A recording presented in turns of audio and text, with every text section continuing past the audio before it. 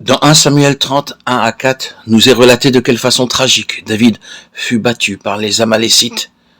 David et ses hommes pleurèrent jusqu'à ce qu'ils n'eussent plus la force de pleurer. Pourquoi? Parce que leur épouse et leur enfant avaient été emmenés captifs, et que leur maison et leurs biens avaient été brûlés. Quelle grande perte. Maintenant, c'est généralement le fait des femmes de pleurer. Elles pleurent sur le bord de la route, dans le bus, dans le train, partout. Mais un homme ne pleure pas. Si un homme pleurait sur le bord de la route, cela paraîtrait étrange. Ici, nous voyons que David et tous ses hommes pleuraient. Ceci montre qu'il y avait une très grande perte à recouvrer. Cette perte était la conséquence de la propre faute de David. Il avait omis de consulter Dieu avant de rejoindre l'armée des Philistins. Le temps vint où les Philistins montèrent à la bataille contre Israël. 1 Samuel 29. David vit là une occasion de se venger de Saül. Aussi décida-t-il de se joindre aussi aux Philistins, disant qu'en lui-même, il est mon ennemi, il a essayé de me tuer. J'ai attendu longtemps cette occasion, alors allons contre Saül.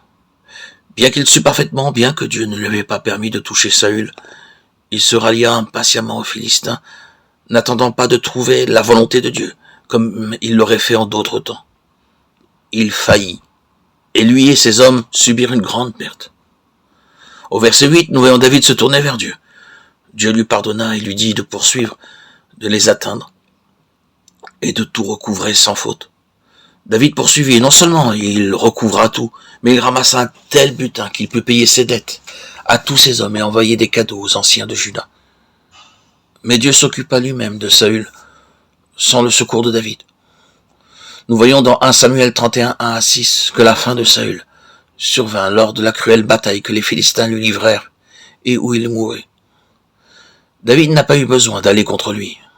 Dieu avait cela sous son propre contrôle. Mon avis est que nous n'avons pas à combattre contre les gens et utiliser des armes charnelles. La seconde fois où David subit une perte est relatée dans 2 Samuel 24, 1 à 4 et 13 à 17. Il succomba à la tentation de dénombrer le peuple. Il savait parfaitement bien que toutes les batailles avaient été menées et remportées à cause de la puissance de Dieu, et non par la force de son armée. Mais par orgueil, il voulait s'assurer qu'il avait une très grande armée sous ses ordres. La conséquence fut que Dieu le punit, et que 70 000 de ses hommes périrent. Il était sur le point de détruire Jérusalem, mais il retint sa main, lorsque David confessa son péché sur l'aire d'Ornan. Seigneur, j'ai péché. J'ai commis l'iniquité, mais ces brebis qu'ont-elles fait?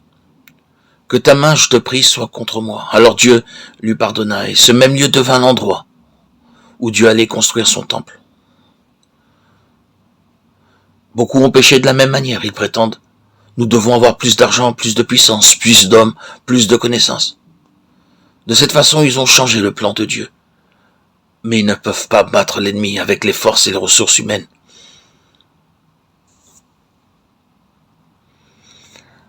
Sans l'aide de Dieu, ils ne peuvent rien.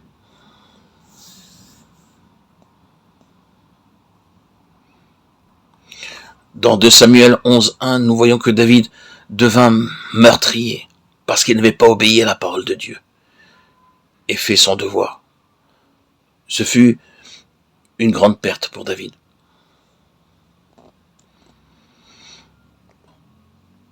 David demeura à Jérusalem.